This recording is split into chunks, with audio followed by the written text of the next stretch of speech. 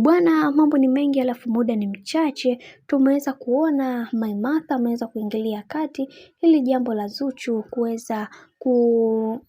kukasilishwa na kitu ambacho alichoweza kukifanya bwana mkubwa Diamond Platnumz, na wengi wao waliweza kueleza mengi na kusema kwamba kiukweli Diamond Platnumz amemkosea sana Zuchu kwa namna hii ambayo anayoifanya. Yeye anatakiwa kuweza kutambua kwamba ni mume wa mtu, lakini hichi kitu ambacho anachokifanya sio kitu kizuri, na watu wengi hawakuweza kufurahishwa na hiki ambacho anachokifanya. Hivyo anachotakiwa kukifanya bwana mkubwa Diamond Platnumz ni kuweza kurekebisha sehemu ambayo aliyoweza kukosea, kwa sababu anamfanya Zuchu ajisikie ni mtu ambaye mwenye asiye na furaha na amani katika ndoa yake, na kuamini kwamba yeye huenda akawa ni King'ang'a Promax. Lakini Maimartha ameweza kudhibitisha kwamba kuna kitu kikubwa ambacho kilichoendelea kule Mbeya baada ya bwana mkubwa Diamond Platnumz kuweza kwenda kufanya show,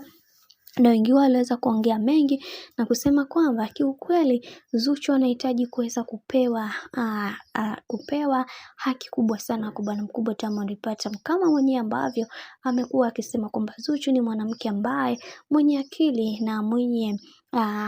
kujua kipi kibaya na mwenye kujua kipi kizuri. Lakini kwa hiki ambacho alichoweza kukifanya, kiukweli watu wengi waliweza kuzungumza mengi zaidi na kusema kwamba Zuchu ni mwanamke bora sana katika hii dunia, na anatamani kuweza kuona watu wengine wakipiga hatua kadri siku zinavyozidi kwenda, na tumeweza kuona wengi wao waliweza kuzungumza mengi na kusema kwamba kiukweli Zuchu anapitia wakati mgumu sana katika maisha yake, kwa sababu kuna mambo mengi amekuwa akiyapitia katika maisha yake, na wengi wao wanatamani kuweza kujua mengi zaidi juu ya haya ambayo yanayoendelea, kwani kuna mambo